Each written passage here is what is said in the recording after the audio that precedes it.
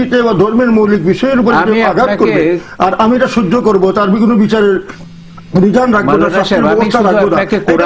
কোরআনের কয়েকটা আয়াত শুধু আমি বাংলা তর্জমাগুলো বলছি। পবিত্র কোরআন মানুষকে যে কোনো ধর্ম গ্রহণ এবং বর্জন করবার স্বাধীনতা প্রদান করেছে। যেমন ধর্মের ব্যাপারে কোনো জবরদস্তি নাই, সূরা বাকারার মধ্যে এটা আছে।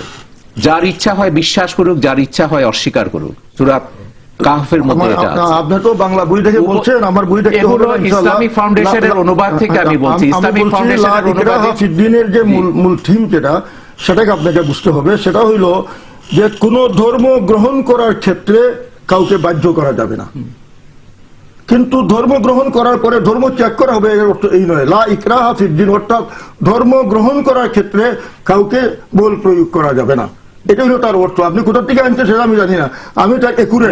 আমি লা ইকরাহা অর্থ হইল কোনো জবরদস্তি নেই ফিদ্দিন, দিন গ্রহণ করার ক্ষেত্রে। কিন্তু না, আমি কাউকে আপনার খোলা চিঠিতে তাহলে আপনি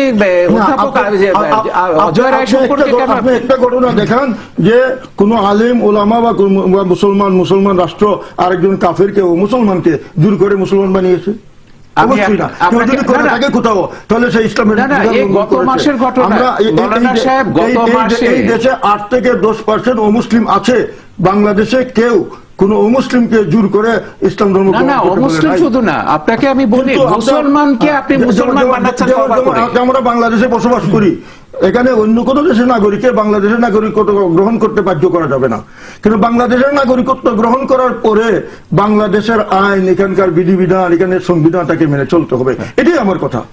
তাহলে আপনাকে বলি, খবরের কাগজে বেরিয়েছে বগুড়ার একটা গ্রামে গত মাসে জামাতি ইসলামী আওয়ামী লীগের 13 জন কর্মীকে মসজিদে এনে তওবা পড়িয়ে মুসলমান করেছে। সত্য পত্রিকা আপনি বিশ্বাস করেন? সব কথা মানেন আপনি? না, তাদের বিরুদ্ধে মামলা হয়েছে, তাদের বিরুদ্ধে মামলা হয়েছে এবং তাদেরকে সেই মামলা এসে করতে হবে। এই দেশে কি সব মামলা সত্য হয়? না, আমি যদি আপনার বিরুদ্ধে অনেক মামলা করি, আমি সত্য হইতে পারে, মামলার মিথ্যা হইতে পারে, এটা জাস্টিফাইড করে তো এটা হবে। সেটাই আপনাকে বলছি।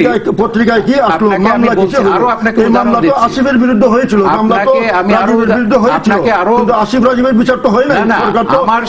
সরকার তো নির্দেশিকা মানে না, হাইকোর্ট যে মাওলানা সাহেব হাইকোর্ট যে নির্দেশিকা দিয়েছিল রাজীব